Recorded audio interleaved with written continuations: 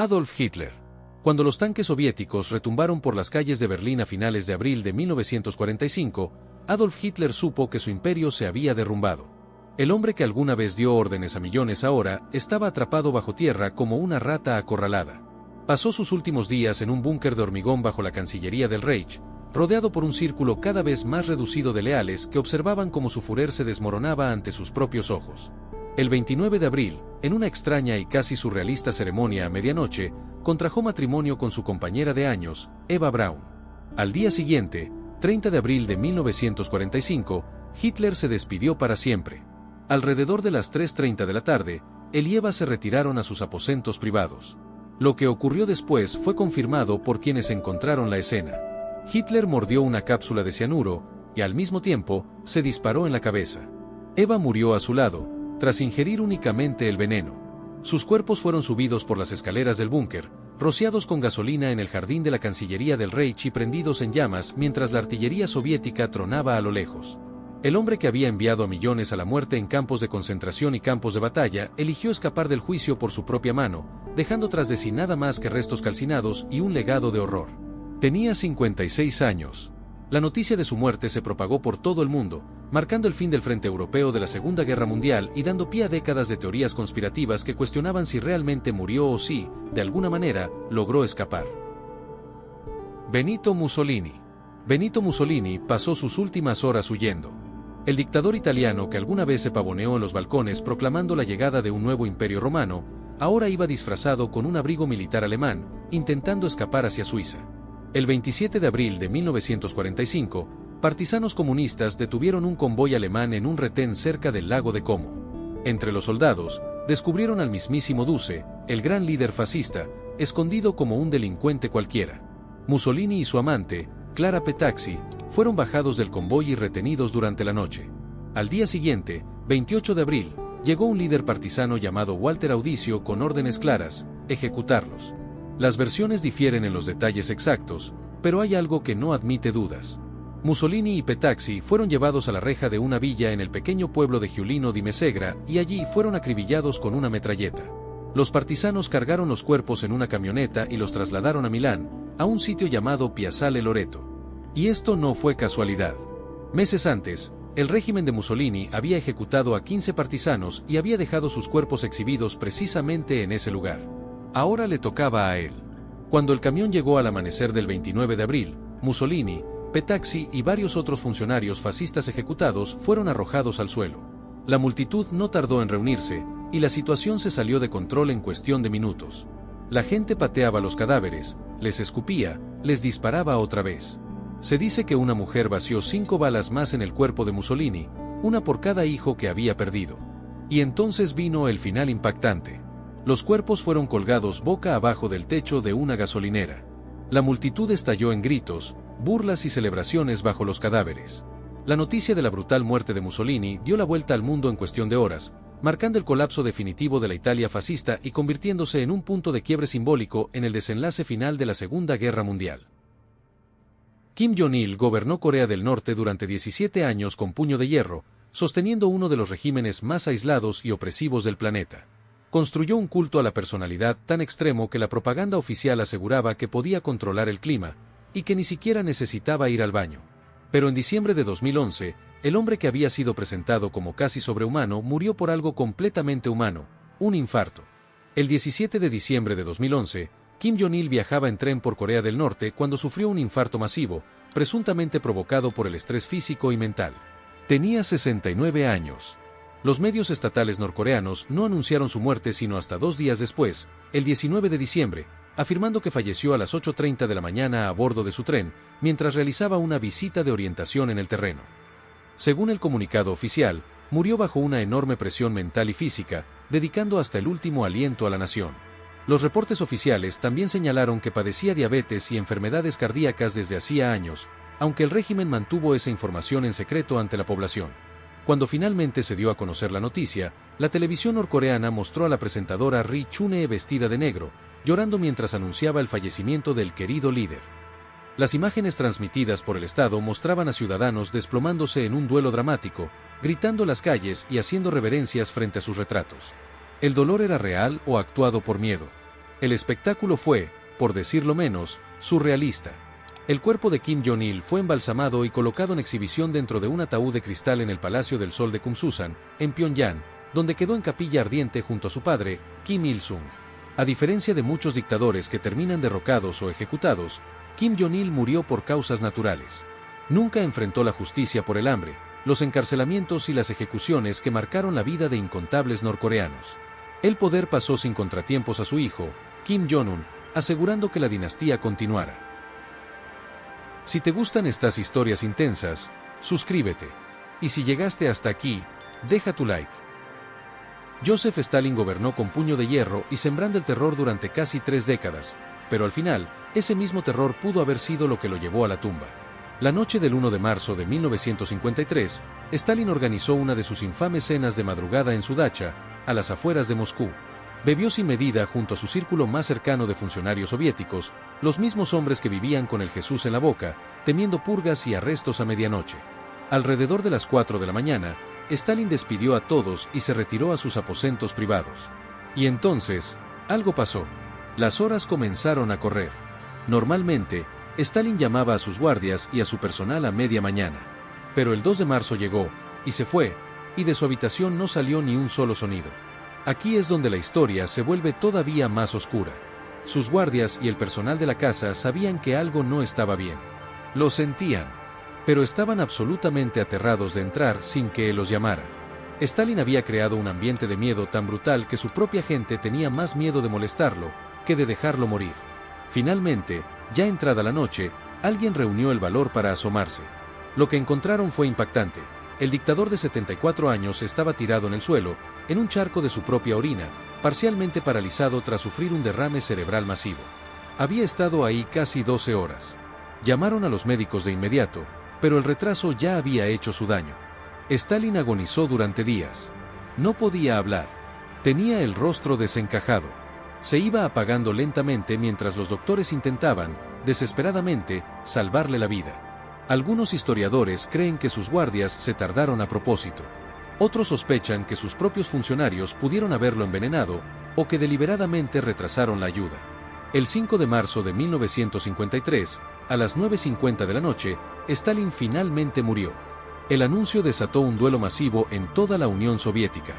Multitudes lloraron en las calles. Pero en privado, muchos soltaron un suspiro de alivio.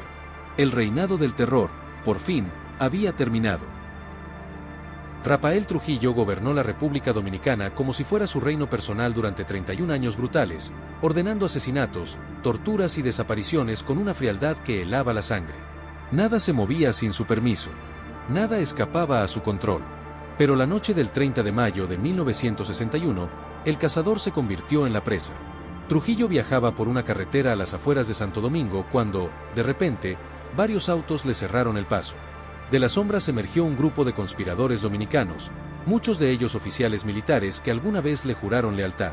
Llevaban meses planeándolo, con el apoyo silencioso de la Central Intelligence Agency, que también quería verlo fuera del poder. El automóvil del dictador, de 69 años, fue perforado por una lluvia implacable de balas. Algunas versiones cuentan que Trujillo intentó defenderse, sacando su propia pistola y disparando contra sus atacantes antes de recibir múltiples impactos. Pero no fue suficiente. En cuestión de minutos, el jefe yacía muerto al costado de la carretera, su cuerpo destrozado por los disparos. Los conspiradores cargaron el cadáver en uno de sus autos y se alejaron sin tener claro qué hacer después. Durante horas, el cuerpo de Trujillo permaneció en la cajuela mientras los asesinos debatían su siguiente movimiento. Finalmente, sus restos fueron recuperados por fuerzas leales al régimen. Lo que vino después fue puro caos. Algunos conspiradores fueron capturados y ejecutados. Otros lograron huir. El país se hundió en una tormenta de inestabilidad política. Para un gobernante que sembró el terror durante décadas, su final fue, irónicamente, igual de violento. Nicolae Ceausescu. Ese nombre quedó marcado en la historia. Nicolae y Elena Ceausescu pasaron la Navidad de 1989 frente a un pelotón de fusilamiento, y todo quedó grabado en video. Después de gobernar Rumanía con mano de hierro durante más de 2 décadas, su caída fue tan rápida como brutal. Durante la revolución anticomunista que sacudió al país, los Ceausescu vieron cómo su poder se desmoronaba ante sus propios ojos. El 22 de diciembre intentaron huir de Bucarest en helicóptero, mientras las protestas se apoderaban de la capital. Pero no llegaron lejos. En cuestión de horas, fueron capturados. 3 días después, el mismo 25 de diciembre, comparecieron ante un tribunal improvisado en una pequeña sala dentro de una base militar en Trgovite. El juicio fue exprés, apenas duró 1 hora. Los cargos eran demoledores, genocidio, malversación de fondos y más. La pareja, ya anciana, lucía confundida pero desafiante. Elena insistía una y otra vez en que el proceso era ilegal. Pero la suerte ya estaba echada. El veredicto nunca estuvo en duda: culpables. Sentencia de muerte. Minutos después de que concluyera el juicio, Nicolae y Elena fueron escoltados al exterior, hacia el muro de un patio. Los soldados se formaron. No hubo despedidas. No hubo últimas palabras, más allá de sus protestas durante el juicio. El pelotón abrió fuego. Ambos cayeron casi al instante, sus cuerpos perforados por más de 100 balas.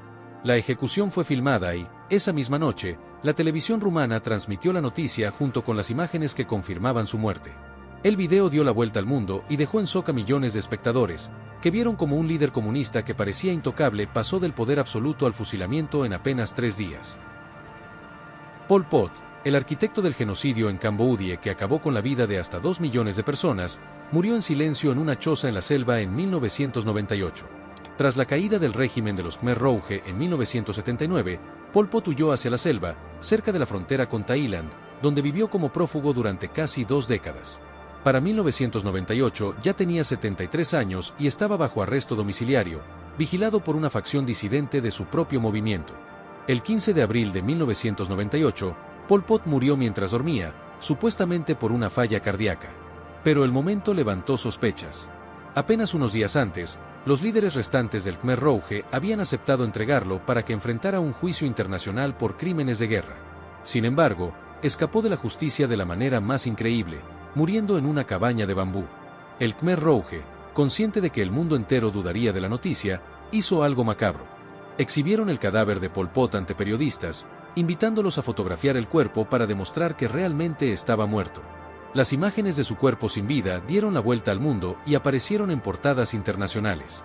No hubo juicio. No hubo rendición de cuentas. No hubo oportunidad para que las víctimas lo encararan en un tribunal.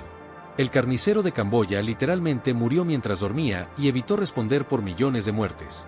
Su cuerpo fue cremado en una pira improvisada hecha con llantas y basura. Un final patético para un hombre que orquestó un asesinato a escala industrial. Saddam Hussein. La ejecución de Saddam Hussein, el 30 de diciembre de 2006, se suponía que iba a ser un evento solemne, perfectamente controlado. Pero nada salió como estaba planeado. Tras la invasión de Irak liderada por Estados Unidos y un juicio largo por crímenes de lesa humanidad, Saddam fue condenado a morir en la horca.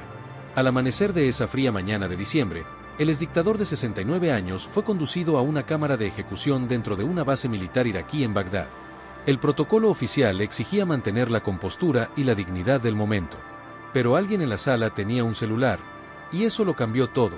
Mientras Saddam permanecía de pie en el patíbulo, con la soga alrededor del cuello, algunos guardias comenzaron a provocarlo, lanzándole insultos sectarios.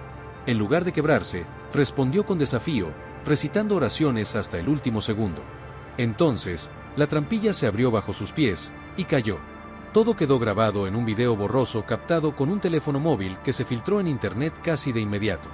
Vestido con un abrigo negro, Saddam se mantuvo sereno incluso mientras los insultos volaban de un lado a otro.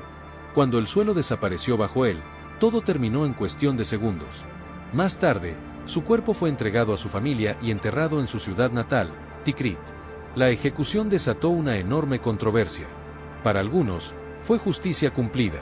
Para otros, el trato irrespetuoso hacia un hombre que estaba a punto de morir, sin importar la magnitud de sus crímenes, dejó una marca imborrable. Gaddafi. Gaddafi gobernó Libia durante 42 años con una mezcla tan extraña como inquietante de brutalidad y excentricidad. El 20 de octubre de 2011, terminó su vida suplicando piedad dentro de un tubo de drenaje, y todo quedó grabado en celulares. Durante la guerra civil libia, Gaddafi huyó de Trípoli mientras las fuerzas rebeldes cerraban el cerco. Logró llegar a su ciudad natal, Sirte, donde resistió durante semanas, hasta que bombardeos de la OTAN destrozaron su caravana. Tras el ataque, escapó entre los escombros y se escondió en una alcantarilla de concreto junto a los pocos guardaespaldas que le quedaban.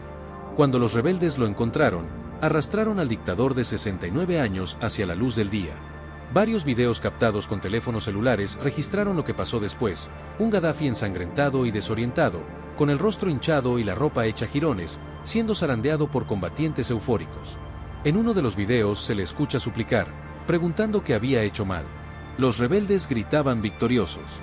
Algunos lo golpeaban. El caos se apoderó de la escena.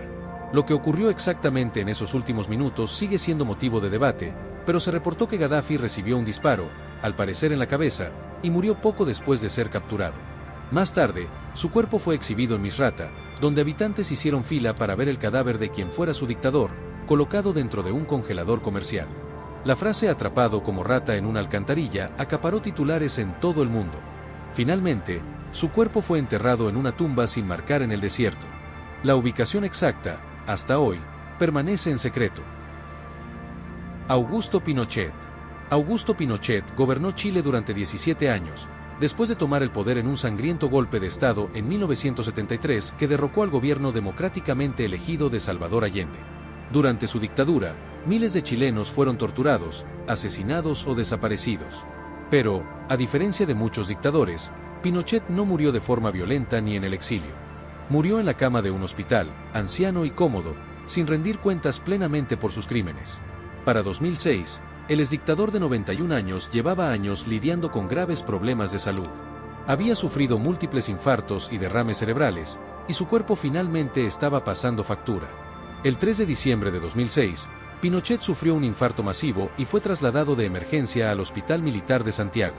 Los médicos realizaron una cirugía urgente, pero las complicaciones no tardaron en aparecer. Durante la semana siguiente, su estado empeoró. Sufrió nuevos infartos y desarrolló edema pulmonar. Sus pulmones comenzaron a llenarse de líquido. El 10 de diciembre de 2006, exactamente una semana después del primer infarto, y en pleno Día Internacional de los Derechos Humanos, Augusto Pinochet murió rodeado de su familia. Tenía 91 años. Cuando la noticia llegó a las calles de Santiago, la reacción fue completamente dividida. Algunos chilenos celebraron, salieron a las calles a gritar, ondear banderas y expresar alivio: el dictador, por fin, se había ido.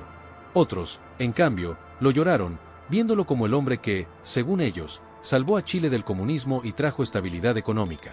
Lo que hizo que su muerte resultara especialmente frustrante para quienes buscaban justicia fue esto: pasó sus últimos años peleando contra la extradición y los procesos judiciales. En 1998 fue arrestado en Londres por órdenes de captura emitidas desde España por violaciones a los derechos humanos, pero finalmente fue liberado por razones médicas y regresó a Chile. Ya en su país, enfrentó múltiples acusaciones por abusos a los derechos humanos, evasión fiscal y malversación de fondos. Sin embargo, sus abogados insistieron una y otra vez en que estaba demasiado enfermo y senil para enfrentar un juicio. Los casos se alargaron durante años, y Pinochet nunca pasó un solo día en prisión por las atrocidades cometidas bajo su régimen. Su funeral fue una ceremonia militar privada, y poco después fue cremado. Sus cenizas se repartieron entre familiares, y según algunos reportes, parte de ellas fueron esparcidas en el océano. Si te gustó este video, suscríbete para ver otros similares y no dudes en dejar sugerencias para el próximo video en los comentarios.